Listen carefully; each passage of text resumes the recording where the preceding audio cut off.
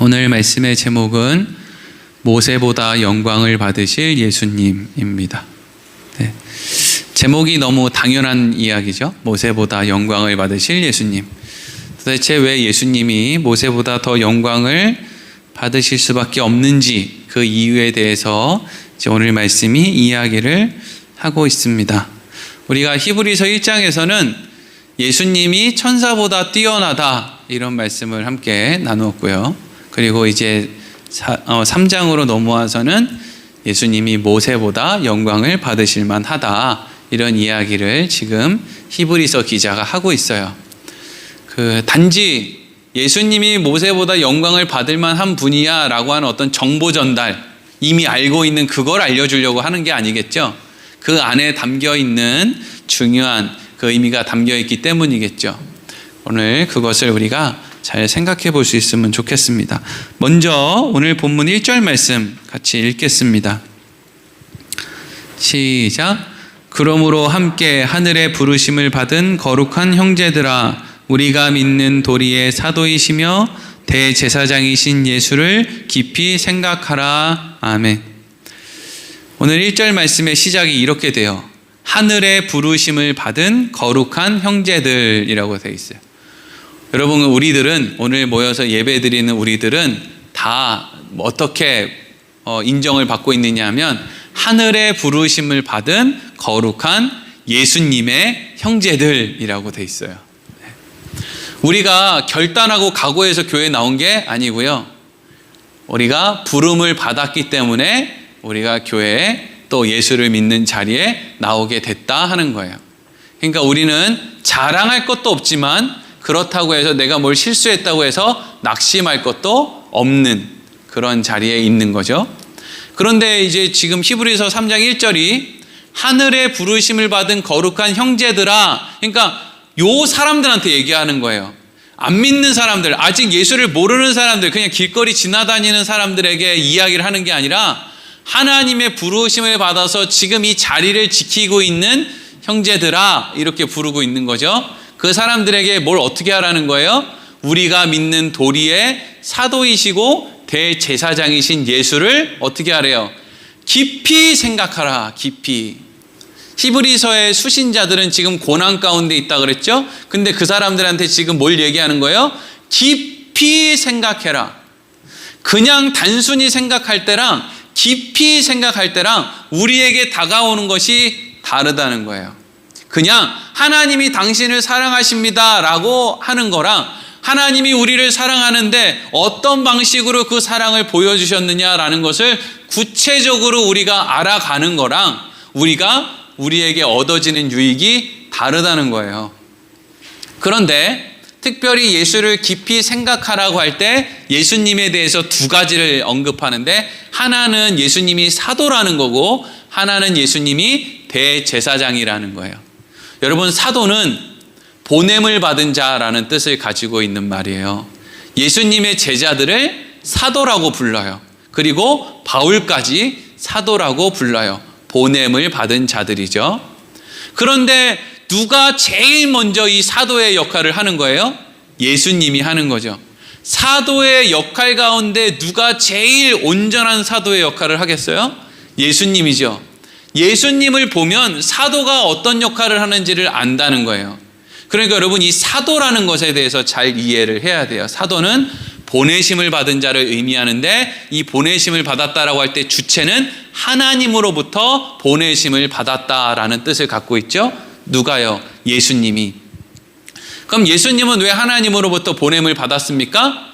이 세상이 어떤 곳이고 이 세상에 하나님이 어떤 일을 하실 분인지를 알려주기 위해서 사도로서 하나님이 예수님을 이 땅에 보낸 거예요.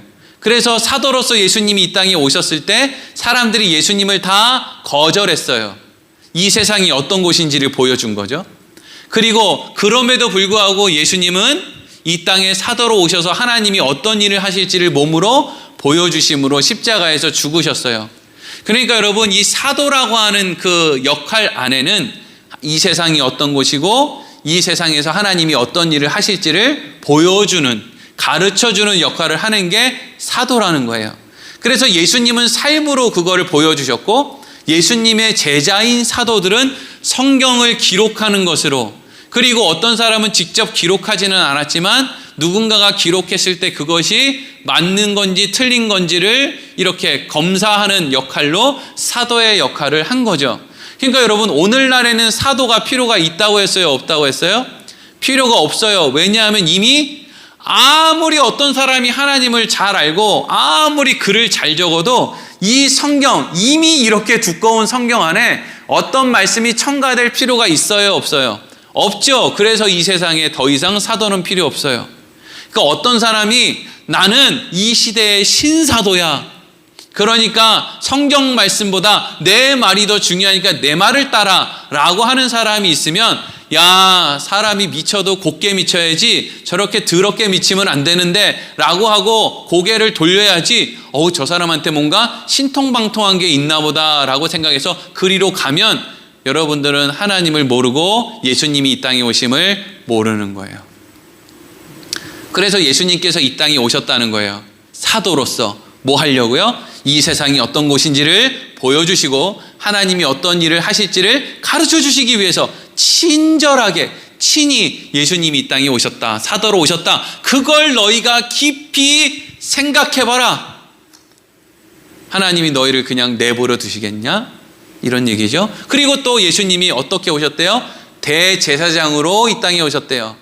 대제사장은 원래 하나님이 세우신 대제사장은 인간들 가운데 어떤 사람을 구별해서 인간들의 죄를 대신 지고, 모든 사람이 다 성막에 나갈 수 없으니까 대제사장이 그걸 가지고 짐승의 희생의 피를 또 가지고 대제사장이 하나님 앞에 나가서 인간의 죄 위에 짐승의 희생을 뿌려서, 하나님, 우리가 이렇게 죄가 많지만 이 희생이 우리를 덮었습니다. 그러니까 올 한 해는 용서를 해주세요. 이게 이제 대제사장의 역할이었는데, 예수님께서 이 땅에 대제사장으로 오셨을 때는 모든 인간들의 죄를 가지고 하나님 앞에 나아가기는 똑같은데, 그 제물이 어떤 제물을 갖고 가느냐?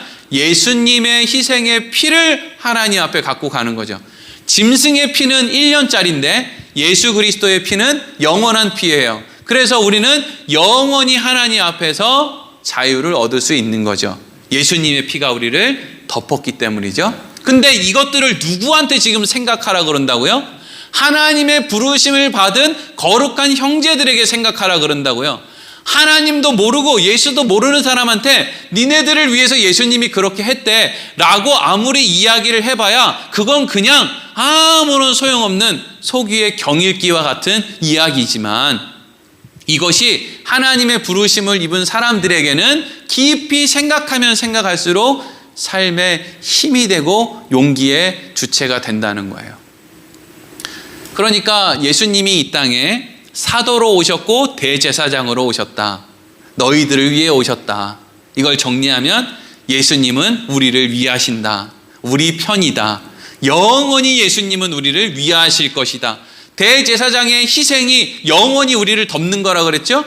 예수님은 우리를 영원히 덮으실 것이다. 그러니까 우리가 어떤 실수했다고 그것 때문에 하나님한테 혼날까 혼나지 않을까 그거 가지고 염려하지 마라. 우리 아버지는 그런 분이 아니다. 이게 지금 히브리서 3장 1절이 고난 가운데, 염려 가운데, 두려움 가운데 있는 이 히브리서 수신자들을 향해서 하고 싶은 이야기였어요.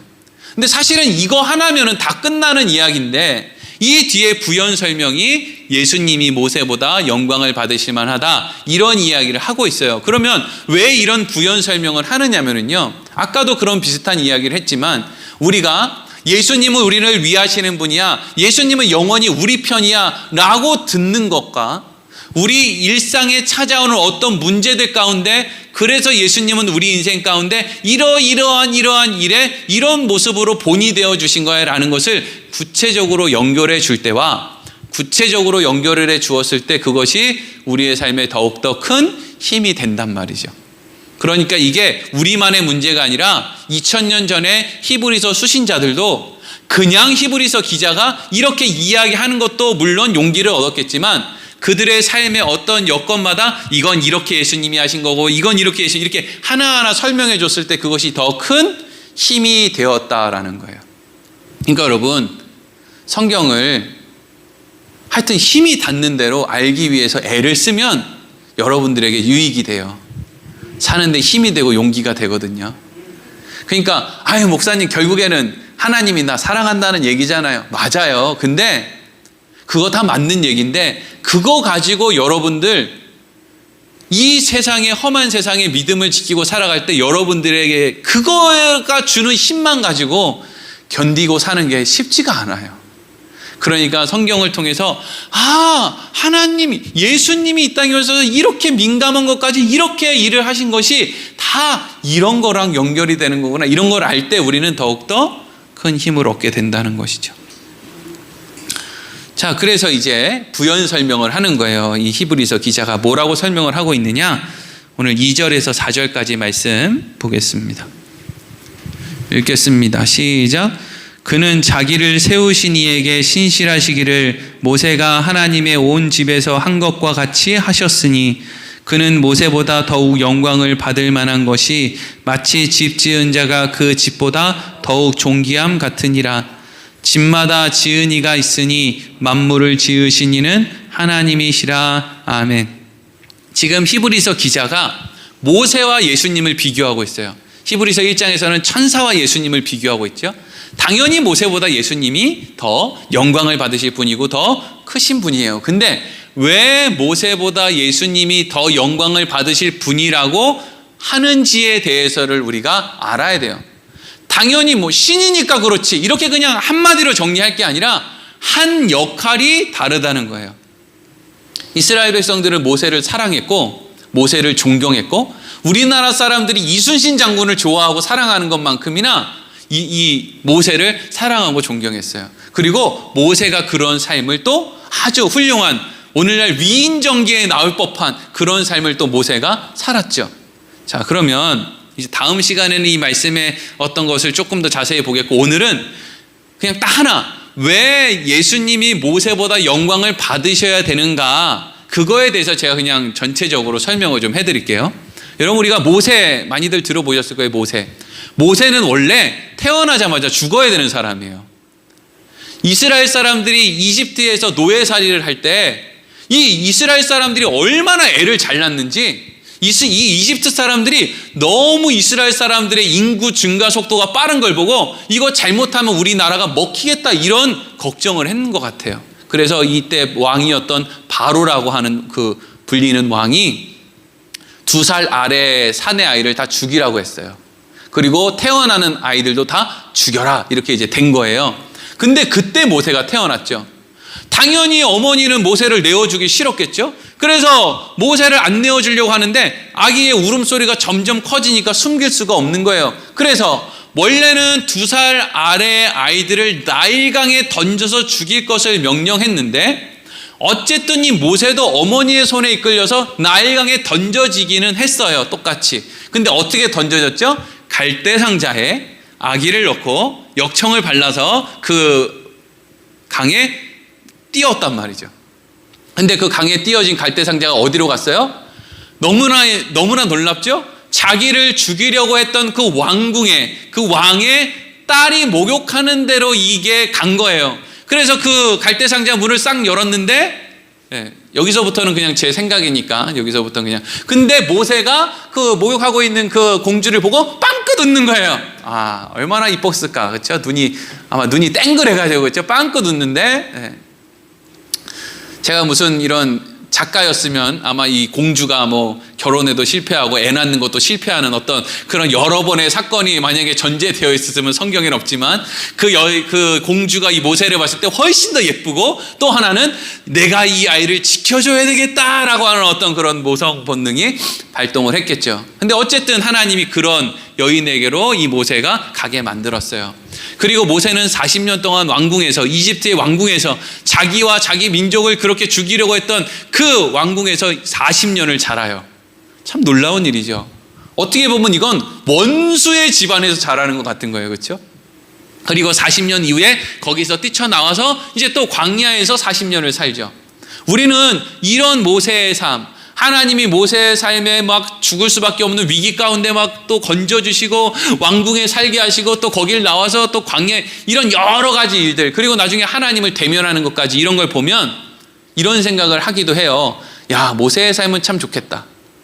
하나님의 저렇게 민감하게 간섭하시는 인생은 얼마나 좋을까, 이런 생각을 하는데, 사실 여러분, 하나님이 모세에게 그런 일을 하신 것은 모세를 위한 게 아니라 모세를 통해서 이집트에서 나와야 되는 이스라엘 백성들을 위한 것이라는 것을 우리는 잊지 말아야 돼요.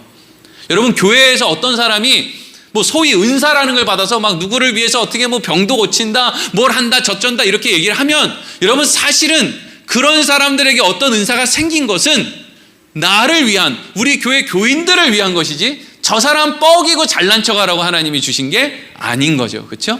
그러니까 모세의 삶을 통해서 우리는 모세가 참 위대하다, 모세가 얼마나 좋은 삶, 훌륭한 삶을 살았나, 물론 이렇게 생각할 수도 있겠지만, 또 한편으로는 모세를 저렇게 훌륭하게 만드신 이유가 이스라엘 백성들을 위해서 하나님이 만드신 것이지, 요걸 이제 생각을 해야 된단 말이죠. 그래서 모세가 이제 80세가 됐을 때 하나님이랑 뭐 가니 못 가니 뭐 이런 걸 하다가 결국에는 이스라엘 백성들을 끌고 광야로 나오게 돼요. 자유로 나오죠. 그런데 그렇게 이스라엘 백성들을 어렵게 끌고 나왔을 때 이스라엘 백성들은 모세에게 감사했습니까? 아니면 모세를 미워했습니까? 모세를 미워했어요. 모세한테 맨날 제일 모세가 속 뒤집어지는 얘기가 뭐였냐면, 아우, 이집트가 훨씬 좋았는데, 아우, 진짜 괜히 나왔어. 이게 있잖아요. 진짜 너무 이게 모세의 마음에 아주 그냥 못이 박히는 이야기였을 거예요. 예? 자기는 잘하겠다고. 예? 여러분 생각해 보세요. 여러분들이 누구를 맛있는 음식을 사주겠다고 누구를 데리고 저기 멀리까지 가가지고 맛있는 음식을 딱 이제 사주는데, 그분이 이렇게 딱 먹으면서 아유, 이것도 맛이 있긴 한데 먼저 번 진반은 못하다, 이렇게 얘기하면 속상하잖아요. 그렇죠? 무조건 맛있다고 해야 되잖아요. 그렇죠? 그래야 다음에 또 사주지. 아니, 모세를 따라서 자기들이 막 힘들어 죽겠다고 그렇게 얘기를 했잖아요. 하나님한테 뭐 노예로 사는 거 힘들다고. 그래서 겨우겨우 하나님이 10가지의 제왕과 막 그냥 홍해 바다를 건너고 어쨌든 그래서 광야에 나왔는데, 그리고 나서 이스라엘 백성들은 날마다 모세에게 뭐라고 하느냐, 여기 너무 안 좋아요, 여기 너무 싫어요, 힘들어요, 옛날로 돌아갔으면 좋겠어요, 계속 그 얘기를 하는 거예요. 그러면서 모세를 몇 번이나 돌로 쳐서 죽이려고 했죠. 여러분, 그런데 여기서 놀라운 것은 모세가, 우리 같으면 안 하면 되잖아요. 아유, 더럽고 치사해서 안 하겠다. 그냥 지팡이 같은 거 딱 내팽개치고, 아유, 몰라, 이제 니네 마음대로 해. 아유, 더러워서 목사 못 해먹겠다, 이제. 아유, 내가 그냥 가가지고 이제 농사를 지어도 내가 목사는 이제 안 한다. 이러고 그냥 그만해야 되잖아요. 그렇죠? 무슨 뭐 1000명, 10,000명 모여있는 교회도 아니고, 대단한 역할도 아니고, 맨날 욕먹고 말이죠. 대단히 잘 살지도 못하는데. 근데 모세는 그럼에도 불구하고 자기의 자리를 지켰다는 거예요. 참 훌륭한 일이죠. 마치 세종대왕이나 이순신 장군을 보는 것 같죠? 자기를 백성들이 미워하는데도 불구하고 자기 자리를 막 지키죠. 근데 백성들만 미워하는 게 아니고요. 민수기 12장 1절에서 3절 읽겠습니다. 시작. 모세가 구스 여자를 취하였더니 그 구스 여자를 취하였으므로 미리암과 아론이 모세를 비방하니라. 그들이 이르되 여호와께서 모세와만 말씀하셨느냐? 우리와도 말씀하지 아니하셨느냐 하매 여호와께서 이 말을 들으셨더라. 이 사람 모세는 온유함이 지면의 모든 사람보다 더하더라. 아멘. 모세가 구스 여인을 아내로 얻은 거예요. 이건 하나님 앞에 범죄한 게 아니에요. 그냥 구스 여인을 아내로 얻었는데, 이게 모세의 누이, 모세의 형이었던 미리암과 아론의 눈에는 들지 않았던 거예요. 하나님 앞에 범죄한 게 아니고요. 그냥 미리암과 아론의 마음에 들지 않았다고요. 이스라엘 백성들이 왜 모세를 미워했어요? 모세가 하나님이 전하라는 말씀을 그냥 전했을 뿐이에요. 근데 이스라엘 백성들이 모세를 미워했어요. 왜요? 마음에 안 들거든요. 그러니까 모세는 하나님이 시키는 대로 했을 뿐인데, 죄짓지 않았을 뿐인데, 그런데 사람들은 모세의 행동이 자기들의 마음에 안 맞는다고 모세를 계속 미워했어요. 그래서 방금 읽은 민수기 12장 3절에서 뭐라고 기록되어 있어요? 이 사람 모세는 온유함이 지면의 모든 사람보다 더하다 이렇게 돼 있죠. 제가 지난번에 언젠가 수요 예배 시간에 이거 가지고 말씀을 드렸는데 여기에 온유함은 지금 우리가 살고 있는 무슨 순하다 착하다 이게 아니라 가난하다는 의미라고 그랬죠. 그러니까 모세는 지금 백성들한테도 미움받고 무슨 신데렐라 같이 신데렐라는 어려워서 막 이런 거죠. 백성들한테도 미움받고 그리고 믿었던 가족에게도 미움받고 내 마음 알아주는 이 하나 없네. 그러니까 이 모세의 마음이 빈털터리 같은 가난한 마음이 된 거예요. 어디에서? 이스라엘 중에서 모든 지면의 사람들 중에서 모세의 마음을 알아주는 사람 없고 모세가 너무 속이 상하고 마음이 가난했다는 거예요. 그러면 이제 어떻게 해야 되는 거예요? 모세가 안 해야 된단 말이죠. 그만해야 되거든요. 근데 이상하게 모세는 그걸 그만하지 않고 그 자리를 지켰다는 거죠. 그리고 그 자리를 지키면서 하나님으로부터 받은 계명을 가지고 백성들을 가르치기 위해서 애를 쓰며 살았다는 거예요. 그리고 마지막으로 모세가 120살이 됐을 때 모세가 약속의 땅 가나안 땅에 들어가요? 못 들어가요? 못 들어가요. 왜 모세가 가나안 땅에 못 들어간다 그랬죠? 반석을 2번 친 일 때문에. 그럼 왜 반석을 2번 친 일이 모세가 가나안에 못 들어가는 일이라고 했습니까? 다른 이스라엘 백성들은 전부 다 잘났는데 전부 죄가 없는데 모세만 반석을 2번 치는 죄를 지었기 때문에 모세가 다른 사람만 못해서 못 들어갔다 그랬어요? 아니죠. 반석을 2번 친 이유가 모세가 다른 사람들보다 어떤 면으로도 나았다는 것을 의미하는 거죠. 여러분, 우리가 좀 나으니까 못한 사람을 답답하게 여기는 거지, 나도 시궁창 같은 인생을 사는데 어떻게 다른 사람을 욕해요? 우리가 무슨 정보를 몰라서 아파트를 미리 안 사놨으니까, 땅을 미리 안 사놨으니까 지금 요즘에 뉴스 보면은 아이고 전 양반 저렇게 했네 이러고 혀를 차지, 우리가 정보가 이미 많이 주어져서 이미 땅을 많이 사놨으면 우리가 그 사람들 욕할 수 있겠어요? 내 거 숨긴다고 힘들겠지 지금? 얼마나 다행이 없는 게. 뉴스 보면서 욕할 수 있는 게 얼마나 다행이에요. 대단한 거 알고 있으면 뉴스에 뭐 나올 때마다 간이 조마조마해요.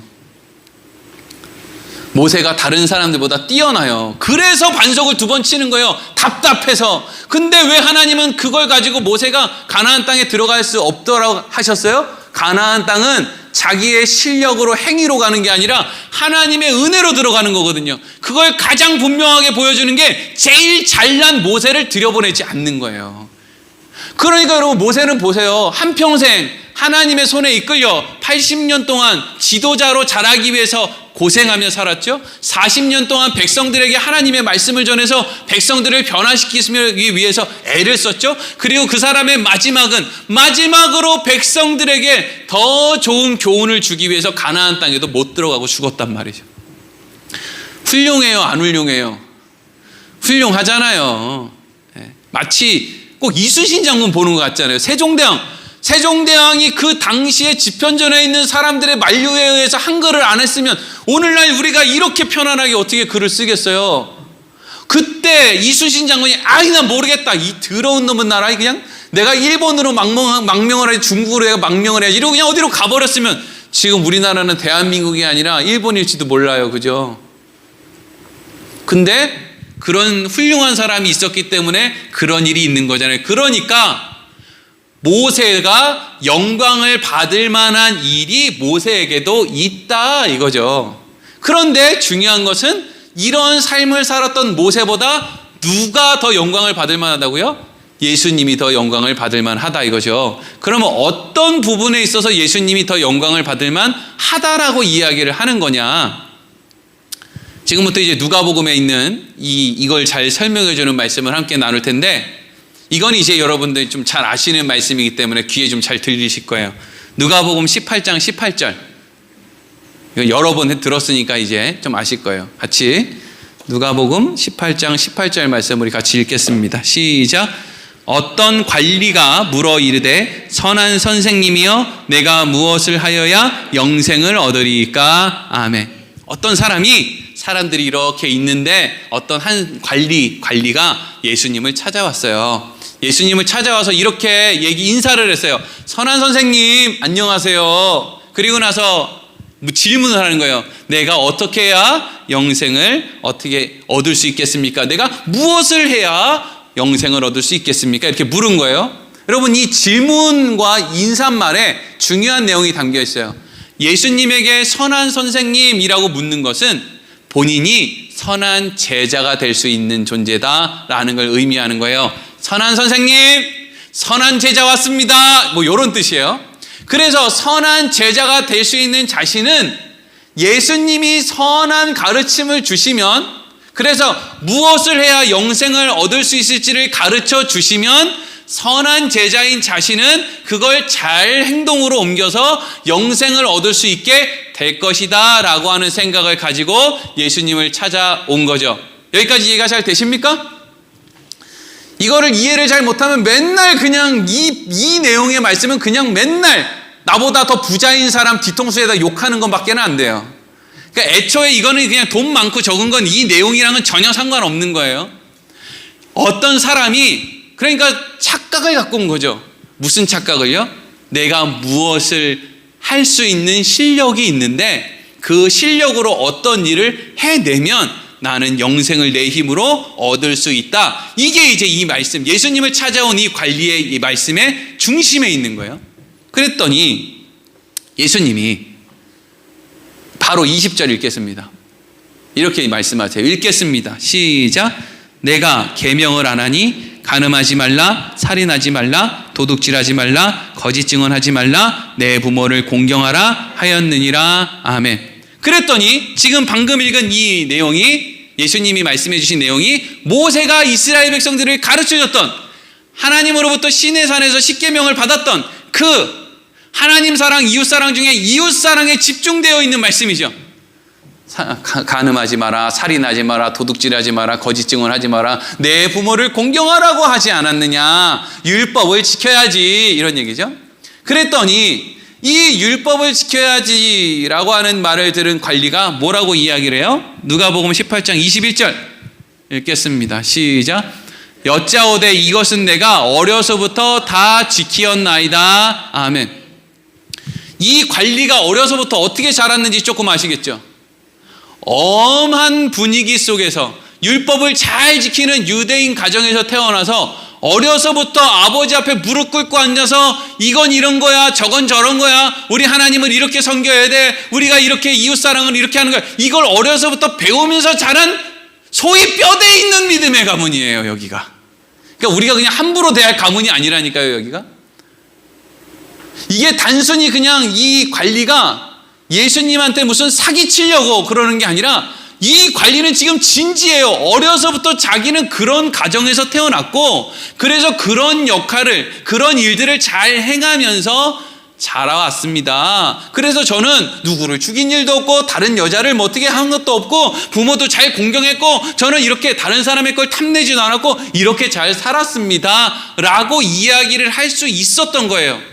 이게 하나님의 기준으로 봤을 때는 너무 모자란 기준이겠지만 우리들의 인간의 기준으로 봤을 때 이 관리는 정말 선하게 살려고 애를 쓰며 여기까지 온 거라는 거예요. 여기까지 이해가 잘 되십니까? 네. 그냥 이 사람이 예수님에게 사기친 거 아니고 그냥 나름대로의 자기의 삶 가운데는 이런 이야기를 들을 수 있을 정도로 그렇게 선한 삶을 살아왔다 하는 거죠. 예수님이 야, 네가 그거 지킨다고 해서 네가 그거 지킨 거 아니야 이렇게 트집 잡는 게 아니고요. 예수님이 그래 100번 양보해서 네가 여태까지 태어나면서 지금까지 모든 율법을 다 지켰다고 치고 한 개만 그럼 더 하면 되겠다 이 얘기를 하세요. 한 가지만 더. 그 한 가지가 뭐냐? 누가복음 18장 22절 읽겠습니다. 시작. 예수께서 이 말을 들으시고 이르시되 내게 아직도 한 가지 부족한 것이 있으니 내게 있는 것을 다 팔아 가난한 자들에게 나눠주라. 그리하면 하늘에서 내게 보화가 있으리라. 그리고 와서 나를 따르라 하시니. 아멘. 예수님이 이 관리에게 그래 이거 너 다 지켰다 치자. 그러면 이제 너 한 가지만 더 해 라고 하면서 뭐 시켰어요? 네가 가지고 있는 재산을 다 팔아서 누구 주라고요? 가난한 사람들 다 주고 넌 나 따라라 이랬어요. 이게 이상한 거예요. 이게 왜 이상한지를 알아야 돼요. 이 사람 욕할 게 아니라. 이상하게 사람들은 여기 나오는 관리를 자꾸 욕해요. 그럼 여러분을 한번 보세요. 여러분이 가지고 있는 재산, 여러분보다 하여튼 이 관리가 재산은 더 많았을 거예요. 근데 여러분들은 이 관리만도 못한 얼마 되지도 않는 그 재산, 그거 다 팔고 예수님을 따라라. 그럼 여기서 나 다 팔고 따라 사람 손 한번 들어보세요. 발가락 들어보세요. 다 들으셨네? 지금 우리가 이 관리를 욕할 게 아니라니까요. 누가 그렇게 하냐고요. 하나님한테 돈이나 달라 그랬지. 내 거 요만한 거 하나만 잃어버리면 큰일 나는 줄 알고 하나님 멱살이라고 잡으려고 그러는 게, 이게 여러분 그리스도인들의 모습인데, 뭘 전 재산을 팔아가지고 예수님을 따라, 누가 이 관리를 욕할 수 있어요. 근데 예수님이, 그러니까 부자가 무슨 뭐 가난한 사람한테 주고 따라라, 이게 핵심이 아니에요. 우리는 그걸 못한단 말이에요. 우리가 관심을 가져야 될 것은, 아니 왜 예수님이 이전에는 이런 말씀을 하신 일이 없는데, 언제 예수님이 병 고쳐줄 때 돈 내놓으라고 했습니까? 언제 예수님이 사마리아 여인 찾아가서 물 좀 달라고 했을 때, 너 사마리아 여인아 네가 가지고 있는 거 다 팔고 넌 날 따라라, 뭐 이런 얘기 했어요? 그런 말 안 하셨어요. 니고데모, 이 사람보다 더 부자였을 것 같은 니고데모가 찾아왔을 때도 거듭나라는 이야기는 하셨어도 가지고 있는 걸 다 팔으라는 얘기는 안 하셨어요. 그러니까 여기서 뭔가를 팔아라 팔지 말아라 라고 하는 그 중심에는 재산이 없어진다는 거를 얘기하고 있는 게 아니라는 거죠. 여러분, 심지어 부자가 자기 전 재산을 다 팔아서 가난한 사람한테 주면 그것 때문에 어떤 사람이 구원을 받나요? 아닌 거거든요. 그게 가난한 사람 암만 도와도 교회가 이웃사랑을 실천해야지, 하나님 말씀이 이웃사랑을 실천하라고 하셨지 라는 것 때문에 이웃사랑을 실천하려고 하는 것이지, 교회가 이웃사랑을 실천하지 않으면 교회 안에는 구원이 없다, 그건 아닌 거거든요. 이웃사랑을 실천 안 해도 우리는 구원을 받아요. 구원받는 이유는 예수님 때문에 구원을 받는 것이죠. 그런데 왜 그럼 우리가 이웃사랑을 합니까? 예수님한테 공짜로 얻은 것이 감사해서 그런 삶을 살으라고 하니까 그런 삶을 살려고 하는 거지, 얘는 구원이랑은 사실은 큰 관계가 없는 거라고요. 그럼 예수님은 왜 하필 이 관리에게 대해서는 전 재산을 다 팔아서 가난한 사람에게 주라고 얘기했을까요? 다시 처음에 이 관리가 예수님에게 찾아왔을 때 한 이 말로 돌아가겠습니다. 이 관리가 예수님한테 이렇게 얘기해요. 내가 무엇을 해야 영생을 얻을 수 있겠습니까? 그 얘기 안에는 이런 말이 담겨 있어요. 내가 어떻게 하면 내가 나를 살리는 나의 메시아가 될 수 있겠습니까? 이 뜻이죠. 내가 어떻게 하면 메시아가 될 수 있겠습니까? 라는 뜻이라고요. 물론 이 관리는 자기 자신만을 살리는 메시아를 의미한 거였죠. 내가 무엇을 해야 구원을 얻을 수 있습니까? 이 말은 어떻게 하면 내가 나 자신의 메시아로서 설 수 있겠습니까? 이렇게 얘기한 거예요. 그랬더니 예수님께서 본인이 이 땅에 메시아로 오셔서 하시는 일을 말씀해 주시죠. 그게 첫 번째가 뭐냐 하면 율법을 지키는 거. 계명을 예수님이 다 지켰다는 거죠. 그러니까 이걸 이 관리한테 너 이거 지켰어 못 지켰어 이걸 얘기하는 게 아니라, 이 땅에 메시아로 오신 예수님은 이걸 다 지키셨다 이거죠. 그리고 이건 뭘 얘기하는 거예요? 예수님은 가진 모든 것을 다 팔아서 가난한 자들에게 주신 분이다 이거예요. 그럼 예수님이 어떻게 예수님이 가진 걸 다 팔아서 가난한 사람에게 줬냐? 고린도후서 8장 9절 읽어보겠습니다. 시작. 우리 주 예수 그리스도의 은혜를 너희가 알거니와 부요하신 이로써 너희를 위하여 가난하게 되심은 그의 가난함으로 말미암아 너희를 부요하게 하려 하심이라. 아멘. 여러분, 이 말씀을 오해해서 어떤 설교자들은 봐라, 예수님은 천국에서 엄청 부자였는데 이 땅에 와서 가난해졌잖아. 그러니까 이 땅에 와서 가난해지셨기 때문에 예수를 믿는 사람은 이 땅에서 부자되고 떵떵거리고 사는 게 마땅해 라는 이야기를 하는 설교 내용이 라디오나 TV나 어떤 교회나 이렇게 나오면 얼른 끄세요. 헛소리예요. 네. 여러분, 예수님은 이 땅에 여러분들 호주머니 채워주려면 이 땅에 오실 필요가 없어요. 천국에서 돈이나 집어서 던져주면 되겠지. 왜 이 땅에 와서 죽습니까? 그 더러운 돈 몇 푼 때문에. 그냥 주면 되잖아요. 여기 있다 돈 가져라. 이러고 그냥 그걸로 한 3, 40년 잘 살다가 죽어라. 그리고 그냥 돈이나 몇 푼 던져주면 되는데 왜 예수님이 이 땅에 와서 죽으시냔 말이죠. 여기에서 예수님의 부요하심이라는 것은 영생을 얘기하는 거예요. 영생 앞에 돈을 좀 갖다 붙이지 말란 말이에요. 영원한 생명, 그 부요함 가운데 계신 예수님이 이 세상에 있는 가난함 가운데 있는 인간들, 이 가난하다는 건 뭐예요? 시한부 인생 살고 있는, 영원하지 못한, 얼마 안 있으면 죽을, 그리고 이미 이 땅에 살고 있는 상황 속에서도 지옥이랑 진배 없는, 답이 없는 인생을 살고 있는 그 인생들, 가난한 거죠. 예수님, 원래 영원한 생명을 가지고 있는 예수님이 이 땅에 오셔서 죽으심으로 그 영원한 생명을 이 가난한 사람한테 줬다는 거죠.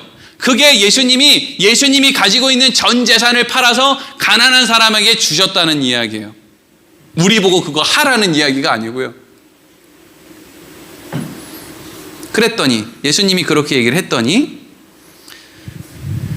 이 관리가 어떻게 행동하느냐 읽겠습니다. 18장 23절 시작. 그 사람이 큰 부자이므로 이 말씀을 듣고 심히 근심하더라. 아멘. 이것도 이제 잘 이해해야 돼요. 사람들은 이 대목에서 이미 마음속으로 이 관리를 죽였어.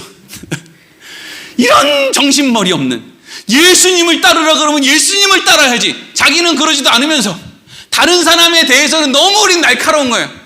이 사람을 향해서 이거 지금 재산 팔고 빨리 예수님 쫓아갔어야지.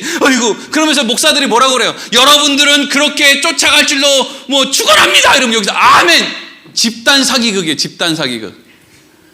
그렇게 얘기해도 안 할 걸 뻔히 알고 목사 자기도 그렇게 안 할 거면서 그렇게 할 줄로 믿는다고 뻥치고 교인들은 그렇게 당연히 안 할 거면서 아멘 이러고 막 그러고 이제 은혜 받았다고 집에 가서 또 이제 어디 땅 투기할 데 없나 이러고 있는 거지. 여기에서 이야기하는 큰 부자라는 것, 그래서 이 사람이 근심을 했다는 건 좀 다른 측면으로 봐야 돼요. 여러분, 이 사람은 어려서부터 율법 교육도 잘 받고 이웃 사랑도 실천하며 여기까지 온 사람이에요. 그렇지 않았으면 지금 예수님이 고친 병자가 얼마고 하신 말씀이 얼마인데 예수님 앞에 당당하게 나와서 자신이 이제까지 계명을 다 지켰다고 얘기할 수는 없어요. 그러니까 그냥 허풍치는 게 아니란 말이에요. 그러면 이 사람은 그 사람이 여지까지 부유해지는 과정에서 이 사람이 막 다른 사람을 약탈하고 막 등쳐먹고 막 속이고 이런 형편으로 살아오지 않았을 것이라는 생각을 우리가 해볼 수 있다고요. 최소한 사람들이 아는 영역 안에서는. 그러니까 이 사람은 사람들에게 존경받는 사람, 그럼에도 불구하고 재물을 많이 쌓은 사람, 그런 사람이에요. 여러분, 그런 사람들 교회 안에도 있잖아요. 그죠? 교회 나와서 예배도 잘 드리고 뭐 전도도 많이 하고 기도도 많이 하고 이런데 심지어는 그 사람이 뭐가 많아요? 재산도 많아. 우리 교회는 그런 사람이 없어서 얼마나 다행인지 몰라요. 재산이 얼마나 많아야 많은 건지는 모르겠는데, 근데 여러분, 이 사람은 큰 부자였기 때문에 근심해서 떠났대요. 그럼 왜 그럴까요? 이걸 생각해 보세요. 사람은 본인이 어려서부터 율법을 지키잖아요. 간음하지 않고 이웃을 어떻게 하고 부모를, 그러면 다른 사람한테 그걸 지키도록 할까요? 안 할까요? 금식기도 좀 한 사람은요, 옆에 있는 사람이 문제만 생기면 대번에 뭐 하라 그래요? 금식기도 하라 그래요. 방언한다 그러는 사람은요, 옆에 사람이 뭔 얘기만 하면 방언 안 받아서 그렇다 그래요. 하여튼 인간이 얼마나 어리석고 연약한지 자기가 알고 있는 거를 조금만 벗어나면 그걸 알려고 하는 게 아니라 아니라는 거예요. 그냥 그거 방언 못해서 그런 거야. 이 멍청아. 네 목회가 안 되는 것은 네가 금식 기도를 안 해서 그런 거야. 그냥 이러고 다 그냥 싸잡는 거예요. 어리석은 거죠, 그건. 근데 그게 인간의 모습이라니까요. 생각해 보세요. 이 관리가 어려서부터 율법을 잘 지켜요. 집은 부유해요. 그래서 이 사람은 자기가 가지고 있는 재산을 가지고 어떻게 사용하느냐면 다른 사람들이 율법을 잘 지키는 도구로, 바꿔 얘기하면 힘으로 사용하는 거예요. 근데 이 사람이 만약에 자기가 가지고 있는 재산을 전부 다 처분해버렸다. 그럼 이 사람은 더 이상 힘이 있어요, 없어요? 힘이 없죠? 이게 여러분 교회 안에서 우리가 재산을 못 놓는 이유 가운데 하나예요. 많은 그리스도인들이 교회 나와서 기도할 때 이렇게 기도하죠. 하나님, 저 돈 좀 주세요. 왜 너 왜 돈 줘야 되는데? 제가 하나님이 돈 주시면 성교도 열심히 하고 전도도 열심히 하고 주의 영광을 위해 열심히 살겠습니다 이런다고요. 그래서 자기는 부유해져야 된다는 거예요. 그래서 나라에 세금은 안 내도 내 금고에는 돈을 꽉꽉 채워놔야 된다는 거예요. 그래야 그걸로 선교하니까. 거짓말 선교도 안 하면서. 근데 하여튼 그렇게 생각을 하는 거예요. 그래서 그런 걸 가지고 기도를 한단 말이죠. 그리고 그런 내용을 가지고 기도하는 걸 지혜롭게 기도하는 거라고 또 가르치는 사기꾼들도 너무 많단 말이죠. 근데 여러분, 우리가 아무리 돈을 써서 저 사람이 암에 걸렸는데 내가 저 사람 암 치료비를 다 거저 대준다고 해서 그 사람이 예수 믿어요? 예수 믿고 안 믿고는 내가 가지고 있는 돈 자랑을 할 때 예수 믿고 안 믿고가 결정되는 게 아니에요. 하나님이 하시는 일이죠. 아니, 교회들이 막 기독당 만들고 별의 별짓을 다 해서 대한민국에서 힘을 엄청나게 쌓아서 부여도 막 무슨 성시와 서울도 성시와 다 만들었단 말이에요. 근데 그렇게 교회가 모든 힘을 가졌는데 사람들이 예수 안 믿겠다고 하면 어떡하죠? 그럼 그때 다시 중세시대로 돌아가서 사람들 죽일 거예요, 아마. 누가요? 예수 믿는 사람들이. 예수 믿으라고 사람을 죽일 거라고요. 그게 역사였어요, 역사. 내 힘을 가지고 저 사람을 변화시켜야 되는 그 마음이 힘을 얻으면 얻을수록 교회가 사람을 죽이더라고요.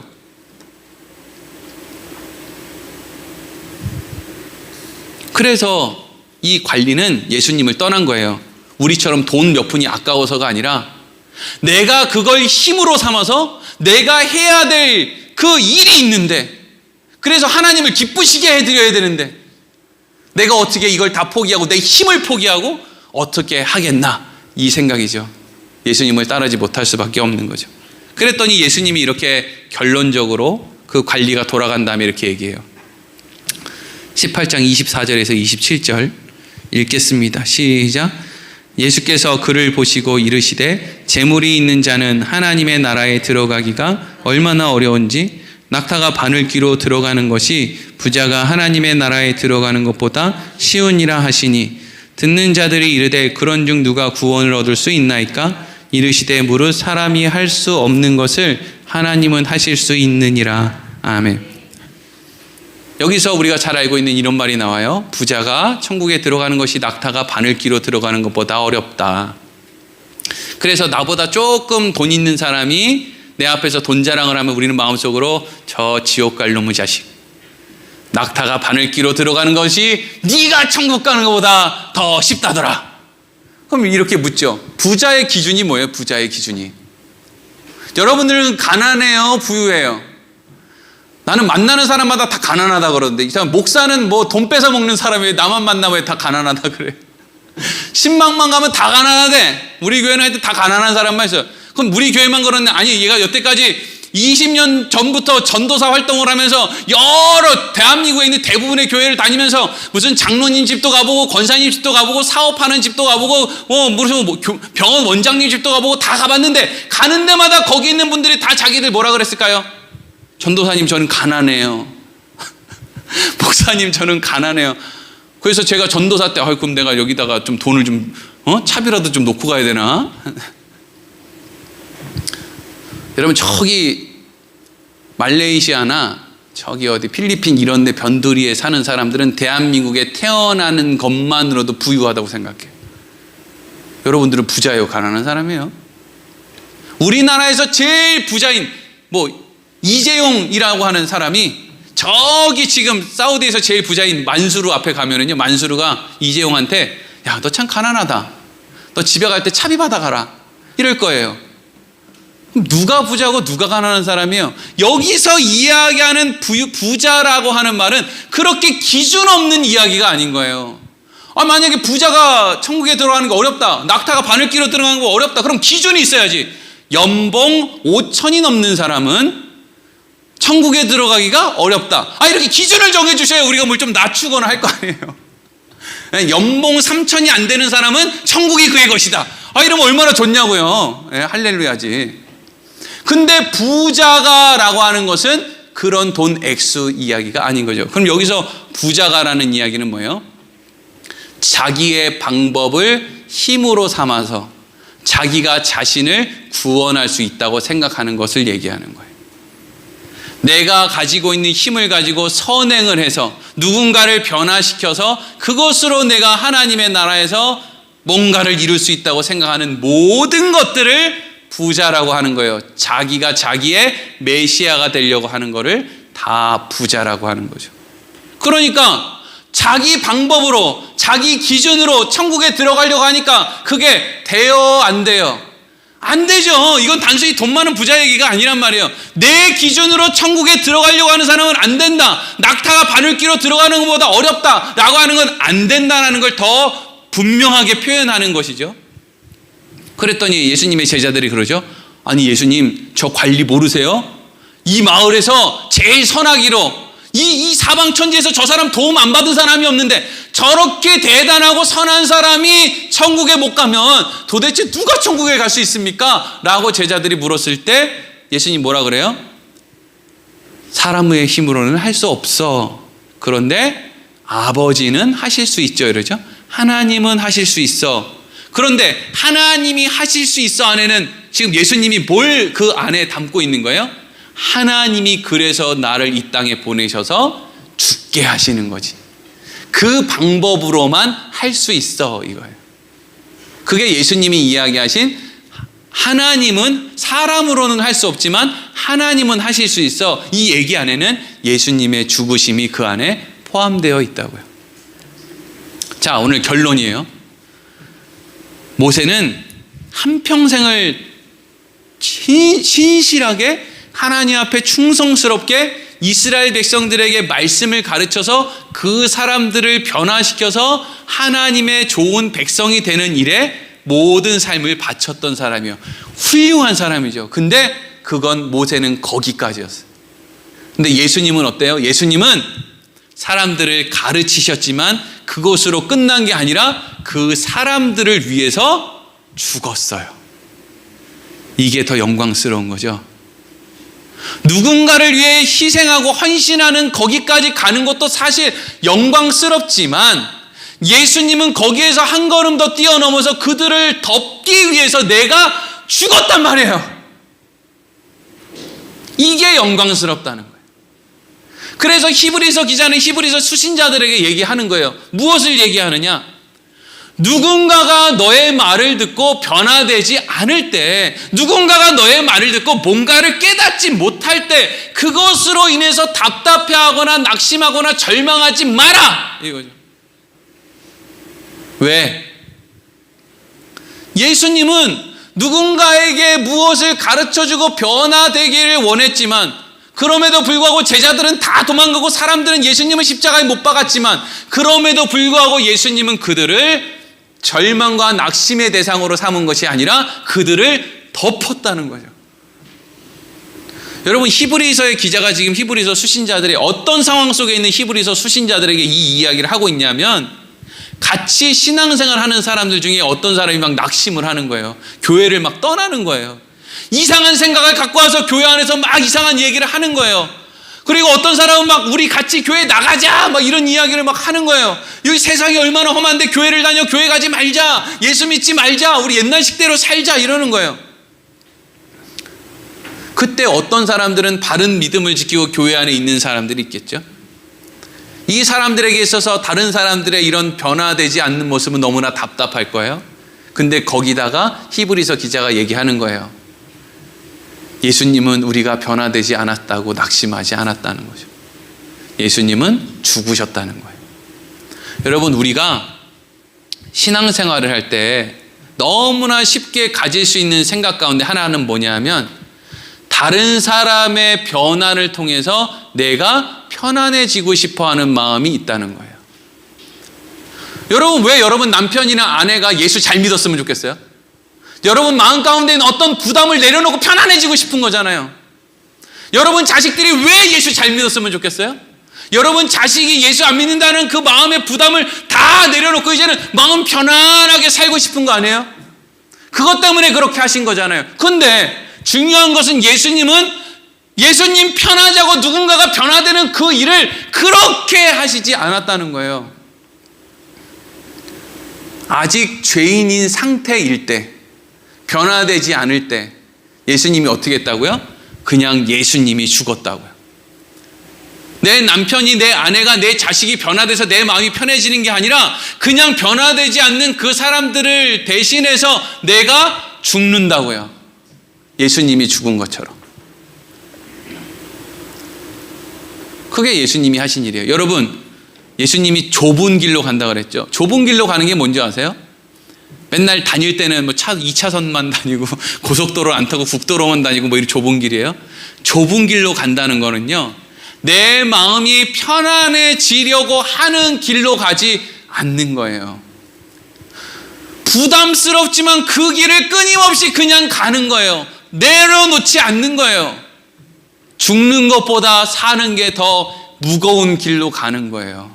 예수님이 가신 길이 그거예요. 내가 편안해지기 위해서, 다른 사람을 변화시켜 내가 편안해지는 길이 아니라, 다른 사람이 변화되지 않을 걸 뻔히 알고 있지만 내가 저 사람을 대신해서 죽어서 저 사람을 내가 덮어버려야지. 자식이 잘못된 길로 가서 두드러 패는 것도 부모지만 이게 도무지 답이 안 나올 때는 어떻게 해요? 내가 대신 죄를 지겠습니다 이러고 가는 거죠. 그게 뭐예요? 덮는 거죠. 덮는 거. 자식이 사람을 죽여도 부모는 자식을 덮어요. 가르쳐서 마음을 편안하게 하려고 하는 게 아니라 그냥 덮는다고요. 그게 예수님이 영광, 모세보다, 모세 당연히 훌륭하고 뛰어나죠. 근데 그 모세는 할 수 없는 거죠. 모세의 한계는요, 바위를 2번 때리는 거예요. 반석을 2번 치는 게 모세의 한계예요. 그 모세의 한계가 뭐예요? 이것들 더럽게 안 바뀌네. 내가 이거 그냥 막대기를 그냥 몽둥이로 분지러뜨리고 내 지팡이 분지러뜨리고 다 때려 치워든지 해야지. 이것들 더럽게 안 바뀌네. 이게 모세의 한계죠. 근데 예수님은 어떻게 했다고요?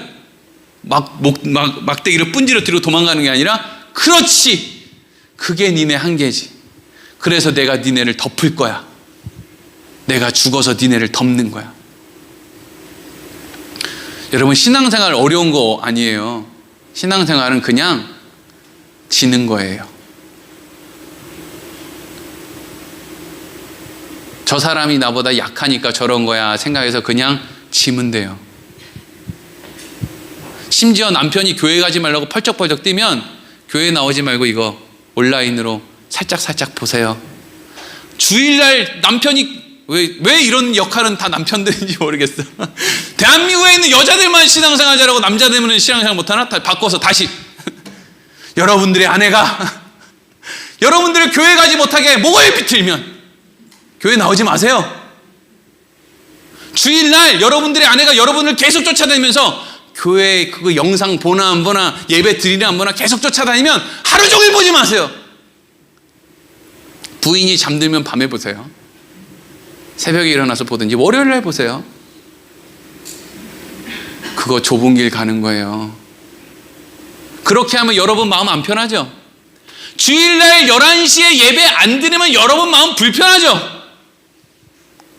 그걸 해야 다른 사람은 어떻게 하든지 말든지 나는 11시에 무조건 예배를 드려야 내 마음 편하죠?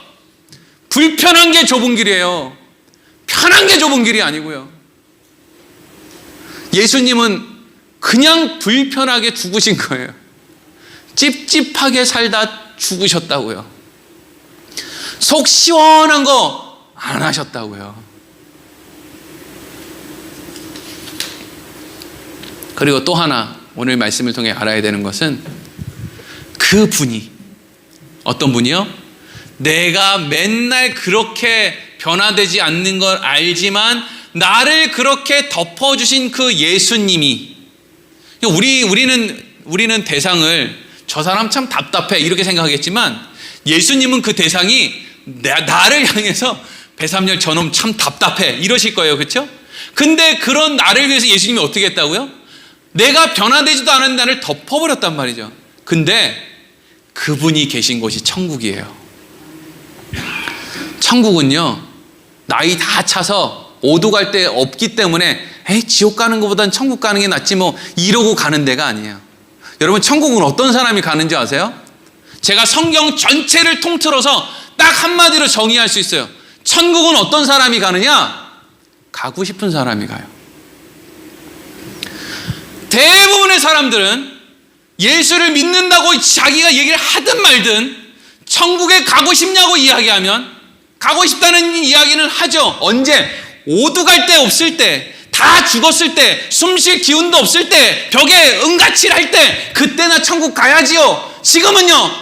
지금은 안 갈 건데요. 나 지금 가라 그러면 당신 멱살도 잡을 수 있어. 아니요, 천국은요, 너무 가고 싶은 사람이 가는 거예요. 그럼 모든 사람이 너무 가고 싶으니까 지금 당장 죽어? 아니죠. 왜? 너무 천국에 가고 싶지만 바울처럼 내가 이 땅에 사는 것이 너희에게 유익하기 때문에 하나님이 주신 생명의 날까지는 내가 살아. 하지만 나에게 유익은 지금 당장 거기 가는 거야. 이거죠. 그게 바울의 고백이에요. 천국이 그런 데란 말이죠. 그러니까 지금 히브리서 수신자에게 히브리서 기자는 너희 힘들지. 너희 힘들 수밖에 없어. 왜? 예수님이 걸어가신 좁은 길, 그 영광스러운 길을 니네가 걷고 있잖아. 예수님이 가신 그 좁은 길을 니네도 걷는데 왜 안 힘들 거라고 생각해? 당연히 힘들지. 너는 그 사람을 변화시키는 목적으로 거기 있는 게 아니라 그 사람을 위해서 죽기 위해 그 자리에 있는 거야. 그래서 너 좁은 길로 가고 있는 거잖아. 근데 너를 그렇게 생각하고 계신 분이 있는 곳이 있어. 거기가 천국이야. 영원히 너희는 그분과 함께 예수님의 형제로 하나님의 아들, 딸로 살 거야. 얼마나 영광스럽겠어. 이 땅에서 짧은 시간 어렵고 고생하는 거 그거 너무 염려하지 마라. 거꾸로 매달아놔도 국방부 시계는 간다는데 시간 금방 가죠. 제가 군대 입대할 때 720 며칠이 언제 가나 이랬거든요. 근데 지금 민방위가 끝났어요. 이게 무슨 일이냐고요. 제가 민방위 끝났어 이런 얘기를 하면 이제 우리 교회 이제 남성교회 분들은 그렇겠죠. 그만해도 좋겠네. 우리는 지금 전쟁 나면 보호를 받아야 되는데 민방위도 안 시켜주는데.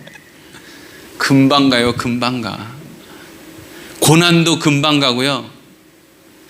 이 땅에서 낙도 금방 가요. 근데 천국에서의 영광은 영원한 거예요. 여러분이 어떤 자리에 있는지 때문에 여러분들은 감사해야 되는 거예요. 저와 여러분은 그 좁은 길 안에 살아가고자 하는 그 소망이 있다는 것만으로도 감사할 것밖에 없는 거예요. 예수님이 부유하셨는데 가난해졌으니까 우리가 이 땅에선 부유해야 되니까 돈 벌어야지. 이런 이상한 세상의 생각을 주면은요, 천국 안 가고 싶어요. 이 땅에서 돈이나 벌고 돈이나 쓰고 갑질하다 죽고 싶지. 여러분, 예수를 믿는데 바로 믿어야 돼요. 기도하겠습니다.